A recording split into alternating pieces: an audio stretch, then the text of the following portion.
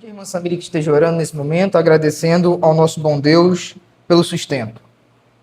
Senhor, nosso Deus, eterno Pai, obrigado pelo seu braço, pelo seu amor. Obrigado, meu Deus, porque o Senhor, Deus, que nos sustenta todos os dias. Amém. Muito obrigado pela provisão do Senhor para nossas vidas, Pai. O Senhor conhece o nosso coração, sabe que nós precisamos, que nós ansiamos. E todos os dias, Deus, nós vivemos milagres, Senhor. Obrigado pelo teu cuidado, obrigado pelo teu amor, pelo teu ser, Pai, por nossas vidas, Deus. Eu quero colocar em tuas mãos, Pai, as pessoas que não têm condições, ó Pai, de um alimento, Pai, de ter algo, Deus, digno de comer, mas que o Senhor possa estar sustentando, Pai, abençoando a vida de cada pessoa, Pai. Que o Senhor possa estar dando provisão, meu Deus, para essas pessoas, Deus. Trabalho, dá próprio trabalho, as pessoas que não precisam, meu Deus, de trabalhar, de ter algo para comer, tantas crianças precisando de um pão, e eu espero que você esteja ajudando cada família, cada pessoa, no nosso Brasil, Pai. Esteja no controle, Senhor, nosso Pai. O Senhor cuida de nós com tanto amor. É verdade, sim. Cada família que necessita do momento, Pai. Cuide de nós, por seu perfeito, nos ajude, Pai. Seja no controle dessa campanha de missão, possamos ultrapassar. Amém. Para que possamos abençoar outras vidas, Pai. Nós louvamos por tudo e quiser, ó Deus, nessa noite que seja para honrar e glorificar o Senhor. Nós louvamos por tua palavra de Jesus. Amém. Amém. Queridos, apenas 3 anúncios. Primeiro, domingo que vem vai ter um culto especial de Páscoa. Então, nós vamos ter um culto dedicado a esse momento tão importante, né? A qual nós celebramos a ressurreição de Jesus. Vai ter uma participação especial das irmãs e o preletor será o pastor Mário. No final do mês de abril, no último sábado, nós teremos o nosso retiro. Não deixe de participar, está sendo cobrado apenas R$50 por pessoas para cobrir todas as despesas, tudo aquilo que está envolvido lá no sítio onde nós vamos ficar, no espaço de evento, né, melhor dizendo. Vai ter um café todo bem feito para a igreja poder chegar. Então, assim, não deixe de participar. A partir da segunda semana, se Deus permitir, nós vamos começar a abrir para pessoas que não tenham ligações com a igreja, pessoas que a gente sabe que possam ir. Então, não deixe de dar o seu nome por causa das vagas que são limitadas. O terceiro anúncio é uma esperança. É porque a gente viu muito vídeo nesse mês de pessoas que estão distantes. Tivemos um pastor que esteve na Itália, falou para a gente da situação lá. Vimos vídeo aí da África, nós já vimos vídeo da Ásia, de vários lugares. E essas pessoas que tanto nos marcam, é só questão de tempo para a gente conhecer. Isso é tão gostoso, meus irmãos. Essas irmãs que estavam dançando lá na África, que estão distantes, é questão de tempo para a gente conhecer. Se não agora, no céu. Meus irmãos, é maravilhoso. Então, tudo isso que a gente está vendo, um dia nós vamos conversar muito sobre todo esse desempenho missionário que está acontecendo na história.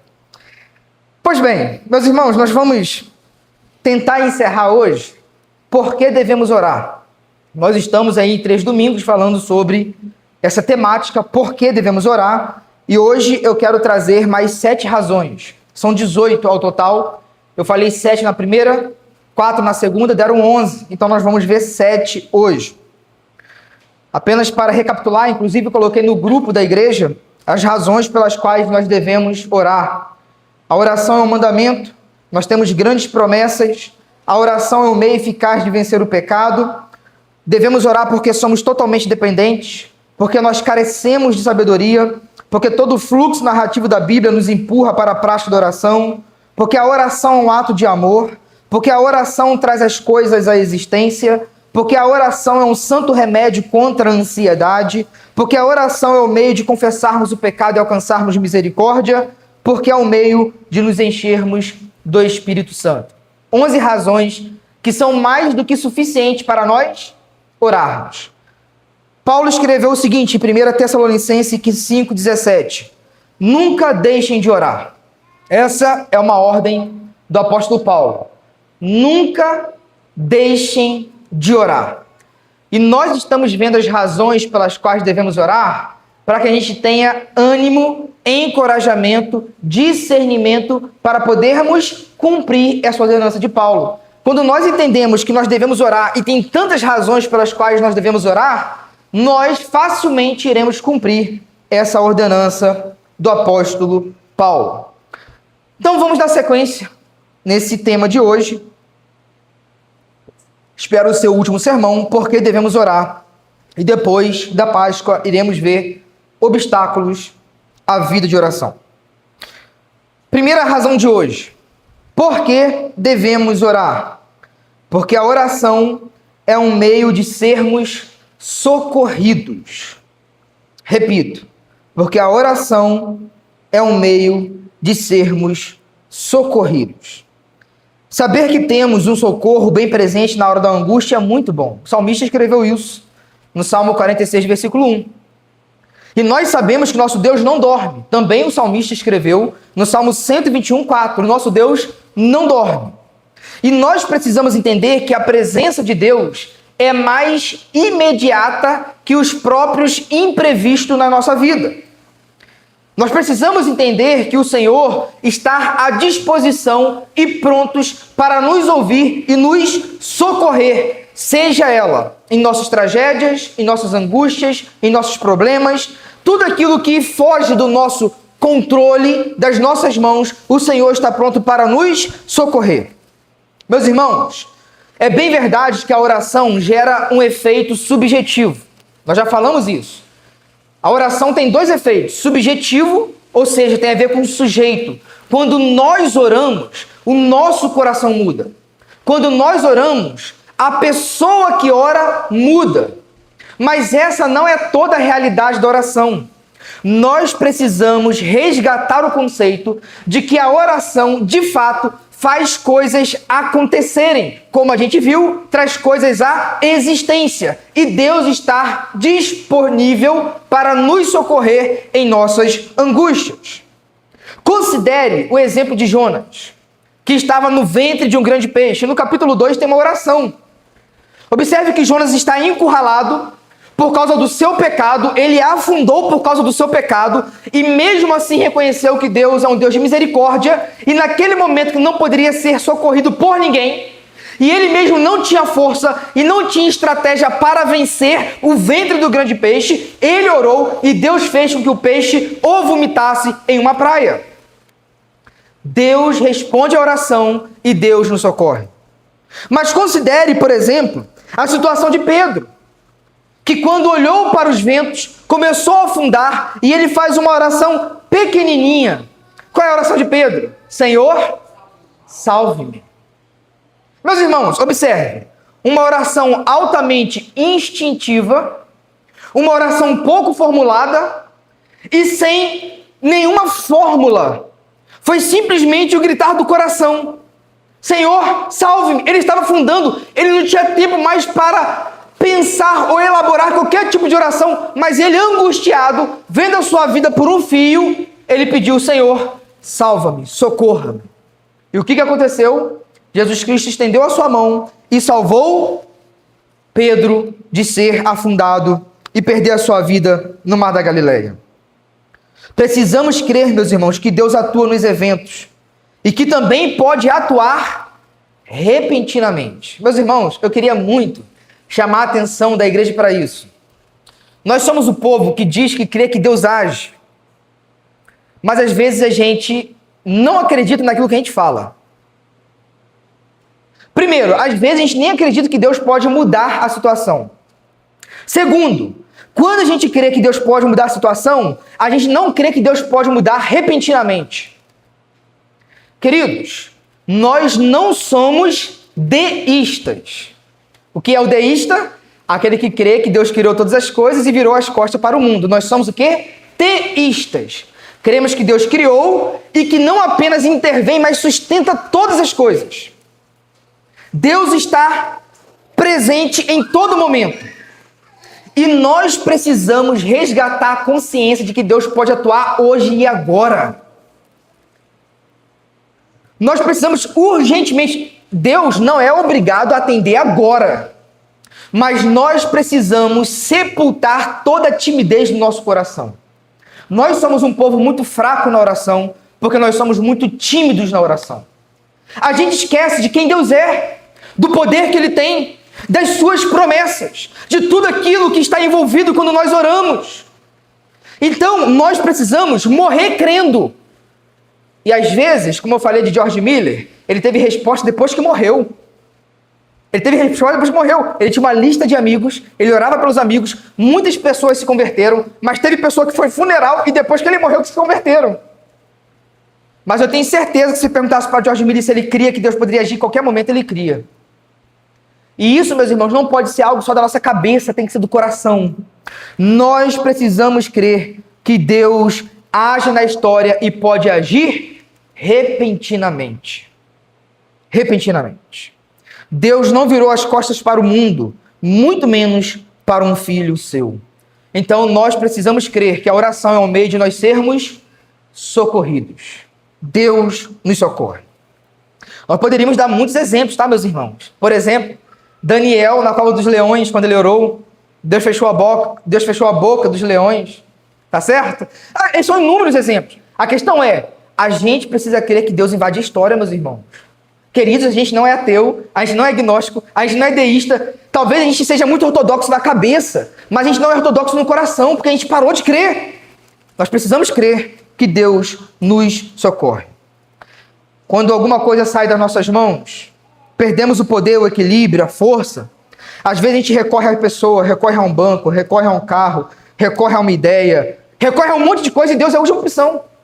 Deus deveria ser sempre a primeira. Precisamos aprender que a oração surge efeito também no objeto e não apenas no sujeito. Segunda razão pela qual devemos orar. Porque a oração abençoa a família. Porque a oração abençoa a família. Queridos, eu sempre paro muito para beber água. Hoje eu vou parar mais ainda, porque minha garganta está inflamando. A minha filha também não está bem, a Catarina. Ficou o dia todo com a voz rouca, está inflamada, acordou um pouco com febre. E a minha garganta também eu estou sentindo que está indo embora. Então eu vou beber muita água hoje, mais ainda, né? Porque a oração abençoa a família. A família é a instituição mais importante da sociedade. Nada coopera ou destrói tanto a sociedade como ela. Observe o seguinte. A família é fonte de formação espiritual e de capital moral, bem como abrigo afetivo, referência geracional, incubadora de virtudes, núcleo de vida, vínculo de solidariedade, refúgio psicológico, primeira na hierarquia horizontal, ambiente de incentivo, provisão material, enfim, a família é feitura de Deus. Então, observe o tanto de coisa que está em jogo com a sua família. O tanto de coisa. Não é possível que algo tão importante, tão grande, seja manuseado, arquitetado e sustentado pela força do nosso braço. Uma coisa tão grande dessa, nós já vimos no início, salvo engano, que Deus não tem nenhum problema com ouvir qualquer pedido pequeno, desde que seja um pedido sincero. Agora, se as coisas mínimas, como o pão de cada dia, nós devemos orar, quanto mais pela nossa família. Nós não temos capacidade de gerir a nossa própria vida, muito menos daqueles que convivem conosco na força do nosso braço. Portanto, nós precisamos resgatar a importância da família na oração. A família é tão importante. O Decálogo, por exemplo, ele é dividido em duas tábuas. A gente fala assim, dividido teologicamente, tá, meus irmãos? O Decálogo, ele orienta a relação de Deus com os homens, que são os primeiros mandamentos, e depois regula a relação do homem com o homem, seus efeitos horizontais. O primeiro mandamento da segunda tábua é honrar o pai e a mãe. A segunda tábua da lei começa com a família. E não apenas com a honra do pai e da mãe, mas também não adulterarás. casamento, família, honra, tudo isso no decálogo, que é o núcleo da lei mosaica. Portanto, tendo em vista o tamanho e a envergadura da importância da família, nós precisamos entender que precisamos gerenciar, cuidar, irrigar a família com a oração. E a oração, meus irmãos, ele precisa ser feito pela família e com a família. São dois hábitos. Nós precisamos urgentemente resgatar a oração em família. Orar antes do almoço, antes do jantar, ter um momento junto, culto doméstico, precisamos orar juntos. Mas também precisamos orar pela família. Colocar o cônjuge, colocar os filhos, colocar os pais, tudo isso diante de Deus em oração. Vou citar alguns exemplos. Mas antes disso, deixa eu dizer algo. A igreja entende tanto que a família é a instituição mais importante da sociedade, que nada luta mais pela família do que a igreja. A igreja faz retiro, a igreja faz pregação, a igreja faz um monte de coisa pela família. Mas a família precisa entender o seu lugar e assumir essa responsabilidade por meio da oração. Mas veja pelo menos 4 exemplos. Pense em Abraão, que salvou o seu sobrinho Ló por meio da oração. Deus visitou Abraão e falou assim: eu vou lá falar com Abraão, eu vou ocultar algo para o meu servo. E Deus fala que iria destruir Sodoma e Gomorra. E aí Abraão, meio tímido, fala assim: Deus, mas se lá tiver só 50, justo, o Senhor ainda assim vai destruir a cidade. Os 50 com essa cidade perversa, Deus fala: não, mas se lá tiver 45, se tiver 40, se tiver 30, se tiver 20. Até que Abraão chega em 10. Qual era a oração de Abraão, meus irmãos? Ele não falou isso com palavras, mas qual era a oração? Deus, guarde a minha família. Guarde o meu sobrinho, guarde aqueles que fazem parte do meu sangue. E Deus salvou Ló, porque Abraão orou pelo seu sobrinho. Pense em Isaac, que orou insistentemente por Rebeca, até que ela engravidasse. Gênesis 25, 21. Queridos, Rebeca, ela era estéril, ela não podia gestar. E a dor da sua esposa foi a dor do seu marido, ao ponto de Moisés escrever que Isaac orou insistentemente por Rebeca até que ela viesse a gestar.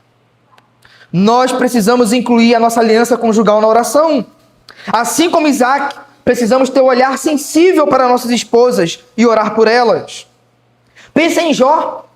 Jó intercedia por seus filhos, pela santificação deles. Quem sabe, talvez eles tivessem pecados. Então eu vou aqui oferecer um sacrifício. E certamente Jó, como o sumo sacerdote ali para os filhos, cumprindo esse papel, ele orava pelos seus filhos, para que seus filhos, se viesse a ter pecado, viessem a encontrar o caminho de reconciliação. Pense em Jairo, que estava com a filha moribunda, quase morrendo, chegou em Jesus desesperadamente. Até que veio algumas pessoas e falaram assim: não incomoda mais o mestre, sua filha morreu. E Jesus vai lá e ressuscita a sua filha. Meus irmãos, há inúmeros exemplos de que a oração surgiu efeito na família daqueles que oraram. A oração precisa ser um membro precioso da nossa família. A oração precisa ser um membro precioso da nossa família. Queridos, tendo em vista a importância, o grau e a envergadura da família, nós precisamos resgatar a oração por ela. Então nós vimos que por que devemos orar? Porque a oração é um meio para nós sermos socorridos e que a oração abençoa a família. Terceira razão de hoje.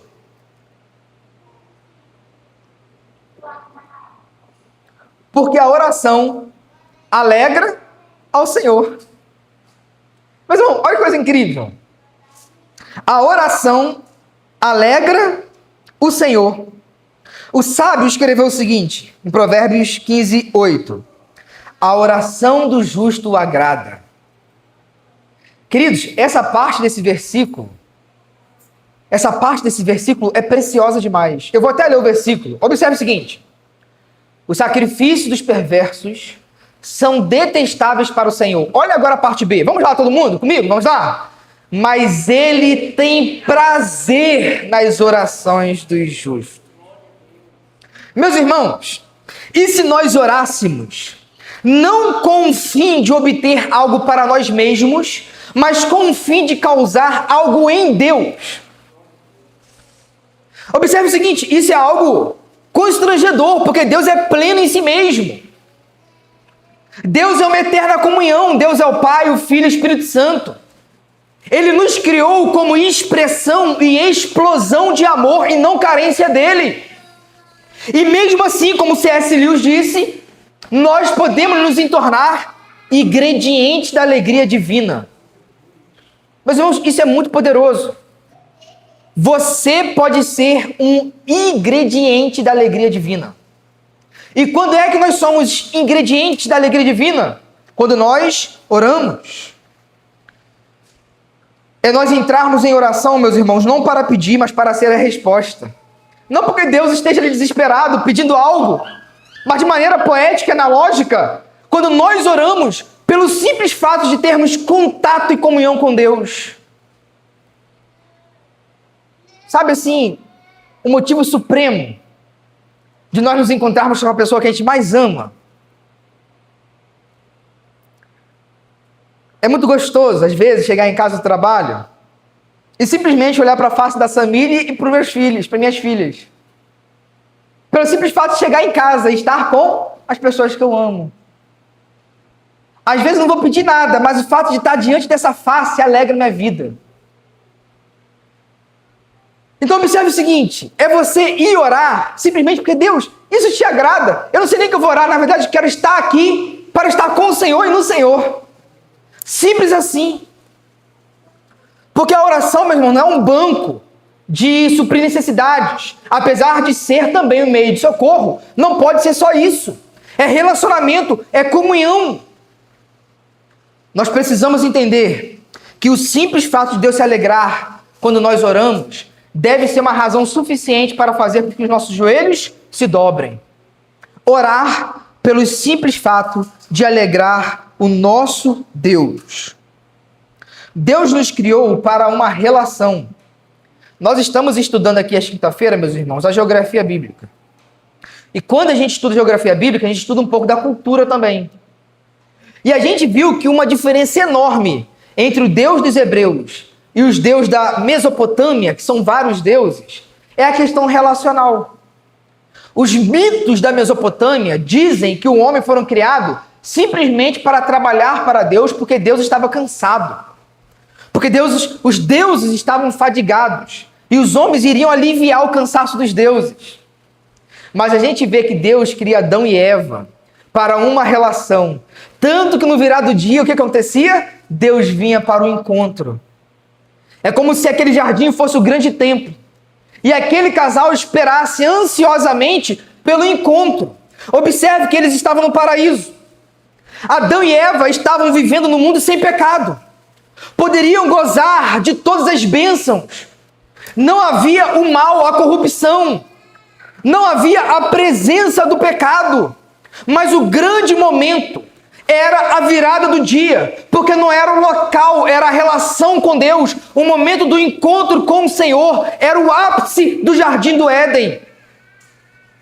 A oração, meus irmãos, por mais que a gente não venha pedir nada, não tenha razão nenhuma objetiva, às vezes é simplesmente para se encontrar. Deus, estou aqui para te encontrar. Na verdade, que a gente perde isso, meus irmãos? A gente perde. A gente às vezes trata Deus como uma tese, Deus como uma ideia, despersonificando o Deus Trino que é plena comunhão. Queridos, deixa eu divagar um pouco. No medievo, os teólogos, para tratar um pouco da Trindade, o Karl Barth disse o seguinte: qual é o nome do Deus cristão? O nome do Deus cristão é Trindade.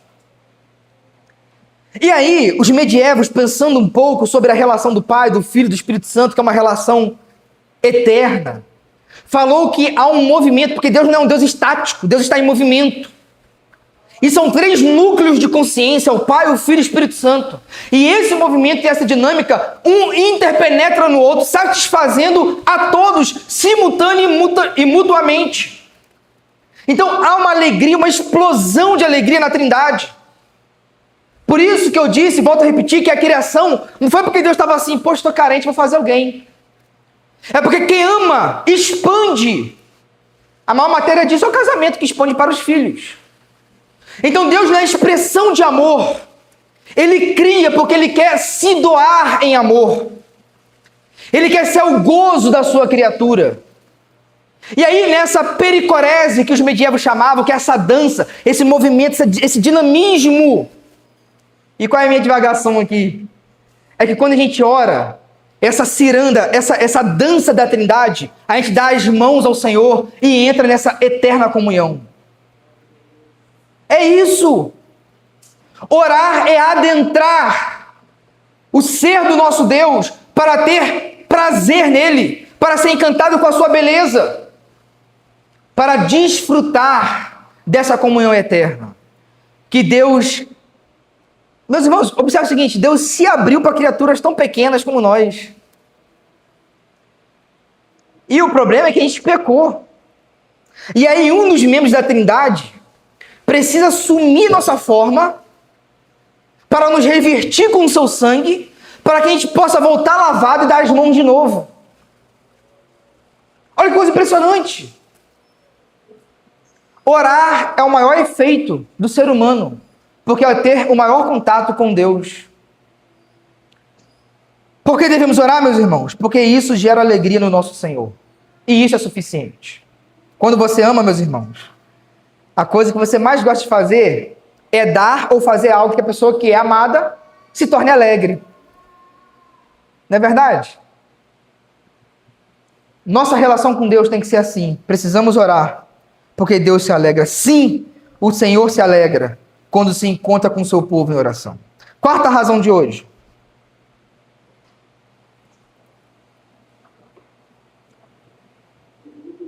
Por que devemos orar? Porque a oração fortalece a unidade do povo de Deus. Jesus orou em João 17, 23, que eles sejam levados à plena unidade. Que eles sejam levados à plena unidade. Paulo, em Romanos 15, versículo 5, orou o seguinte: Deus lhes deu um espírito de unidade. Meus irmãos, se Jesus e o apóstolo Paulo orou para que os seus discípulos vivessem unidade, quem somos nós para não orar por isso? Está aí um pedido que tem que fazer parte da nossa vida, querendo ou não. Nós precisamos orar pela unidade da igreja. E aqui nós precisamos entender a unidade em dois sentidos. A unidade no sentido local, nós precisamos de fato nos considerarmos membros uns dos outros, bem como a unidade interdenominacional. Nós somos igrejas batistas são independentes e trabalham com cooperação entre igrejas batistas. Mas nós também precisamos entender que é muito possível, razoável e até desejável trabalhos e cooperações com outras denominações. Por quê? Porque só existe um povo lavado e remido pelo sangue de Jesus. Mas isso não é fácil. Viver em unidade não é fácil. Não é fácil. Tanto não é fácil que Jesus já precaviu e orou por isso. Paulo falou para a igreja: orem. E eu estou orando para que vocês desenvolvam o espírito de unidade. Paulo, quando escreveu para Filipenses, estava orientando duas senhoras, duas pessoas já de idade, maduras, e que as auxiliou na plantação de igreja. Por que Paulo orou por elas e pediu por elas? Porque elas estavam brigadas. Meus irmãos, desculpa o exemplo, mas imagina aí chegar a situação que Maria, José e Odete não se fala mais aqui na igreja. Desculpa o exemplo, tá? É pesado, não é? Aconteceu em Filipos. Duas irmãs que estavam vivendo em discórdia e era algo público para a igreja, a ponto de Paulo escrever e falar assim: ajude-as a se reatarem. Como é que a gente ajuda alguém a reatar, meus irmãos? Orando. E por que a unidade é tão importante? Porque a unidade é o adorno mais belo da igreja. Nada é mais bonito na igreja do que a unidade. Nada. Nem evangelismo, nem eventos. Nada é mais belo e supera o vínculo da unidade da igreja. Sendo assim, a unidade precisa estar na lista de nossas orações. E, meus irmãos, deixa eu dizer algo muito importante aqui para a igreja. Somente de joelhos diante de Deus nós conseguiremos considerar o irmão superior a nós mesmos? Somente de joelho diante de Deus, somente assim orando, nós vamos ter força, capacidade, poder e virtude para considerar o nosso próximo superior a nós mesmos. De outra maneira, vai operar a jactância, o orgulho, a carteirada, o tempo de membro, o dinheiro, vai operar um monte de coisa, mas não vai operar a unidade. Mas quando nós nos dobramos diante de Deus, reconhecemos a nossa pequenez, a gente consegue voltar para um relacionamento e considerar o outro superior a nós mesmos. Por que orar é tão importante? Porque a oração produz humildade. E a humildade é o cimento do templo vivo de Deus, é a junta do membro do corpo de Cristo. Sem a humildade, haverá profundas rachaduras no templo e terríveis mutilações no corpo. Sem humildade, não há unidade. E sem oração, não há humildade. Orar pela unidade capacita-nos a sacrificar o eu em favor do nós. Somente quando a gente ora por Deus pela unidade, é que nós vamos ter poder para sacrificar o eu em favor do nós. E a igreja precisa orar pela unidade, porque isso glorifica a Deus. Eu repito novamente, porque isso é muito importante. Nada glorifica mais o nome de Jesus na igreja local do que a unidade. Jesus falou o seguinte, antes de sair para evangelizar, nas minhas palavras, tá? Da versão Juninho 2026, na data de hoje. Antes de sair para evangelizar, antes de sair para fazer ação social, antes de tudo, seja um. Sendo um, a glória do Deus que vocês servem, que é a glória de um Deus trino, irá refletir. E nós seremos uma cultura alternativa. Nós teremos um microcosmo aqui dentro, de tal maneira que as pessoas que vivem num mundo caído, egoísta, vai entrar aqui e vai ver um mundo diferente, exalando amor, exalando humildade, exalando sacrifício em favor do outro, porque o outro é considerado superior a nós mesmos. Quando a gente vai para o trabalho, a gente tem competitividade, infelizmente, pessoas querem serem maior. Quando a gente vai para a escola, tem competitividade, eu quero tirar uma nota maior do que o outro. Quando a gente vai para o racha do futebol, eu quero ser o cara que mete gol. A competitividade está imbricada em nosso ser caído. Isso não pode operar na igreja, meus irmãos. Isso não pode operar na igreja. Na igreja deve operar o amor. A outra razão, eu esqueci qual é, a quarta, a quinta, não sei. Enfim, próxima razão pela qual devemos orar. Porque a oração é o meio de suprirmos a necessidade de obreiros no reino de Deus. Quem falou isso foi Jesus, em Mateus 9,38. Peçam, pois, ao Senhor da seara que envie trabalhadores para a sua seara. Meus irmãos, é nítido que o reino de Deus precisa avançar em muitas áreas. É por isso que a gente ora por missões. Porque uma das maneiras que Deus vincula a entrega de obreiros é por meio da oração. Observe o seguinte, o próprio Jesus, e eu vou ler aqui porque isso é muito importante. Lucas 6, 12 e 13. Lucas 6, 12 e 13.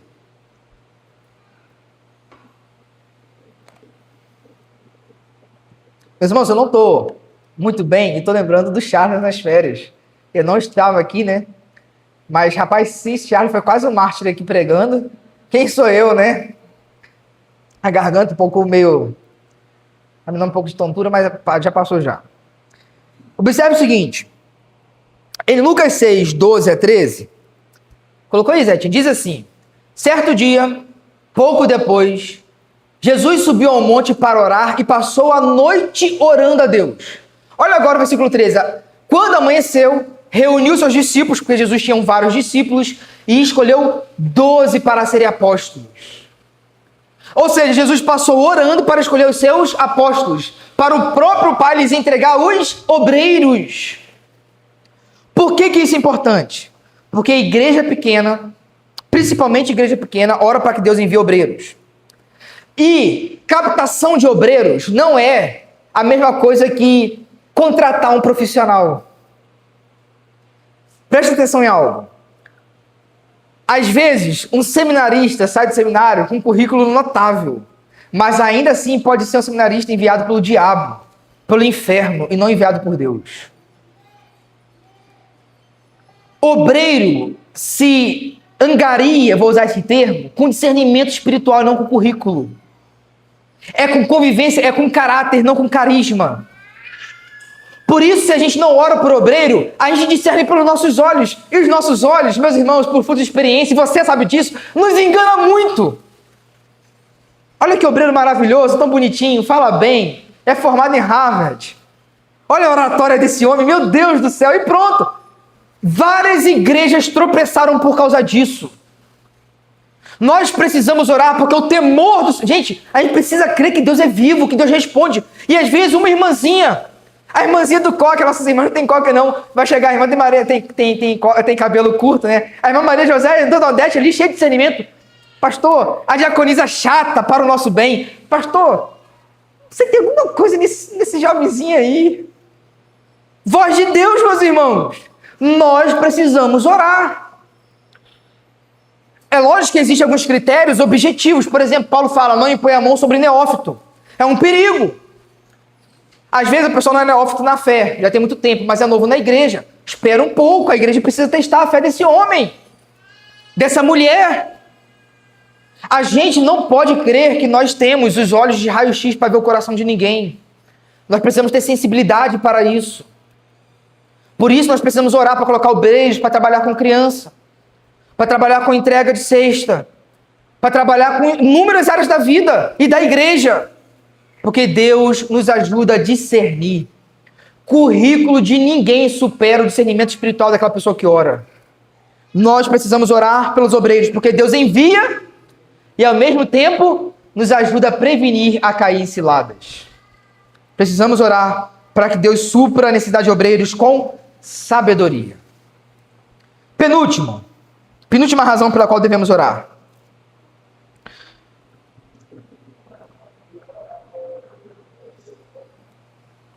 Porque a oração é o meio do povo de Deus avançar. Porque a oração é o meio do povo de Deus avançar. Queridos, quanto aqui lembra da história de Moisés, Arão e Ur? Moisés subiu para o monte e ficou com os braços estendidos. Enquanto ele ficava com os braços estendidos, os hebreus venciam os amalequitas. Quando ele arriava a mão, os amalequitas venciam os hebreus. Arão e Ur, entendendo isso, rapaz, vamos levantar a mão desse homem. Vamos ser apoios para que esse homem não pare de interceder. Meus irmãos, aqui está uma das histórias mais intrigantes acerca da soberania divina e da responsabilidade humana. Quem vencia aquela guerra era Deus. Tá certo? Mas Deus vencia aquela guerra à medida que Moisés orava, e não a despeito da oração.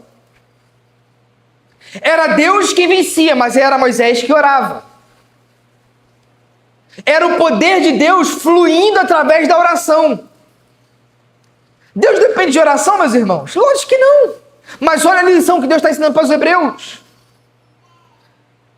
Moisés escreveu para o Deuteronômio, em Deuteronômio para os hebreus o seguinte: tudo isso que vocês conquistaram, não ache que é fruto do seu braço, mas é da poderosa mão de Deus. Esse texto, meu irmão, se encontra em Êxodo 17, do 8 ao 15.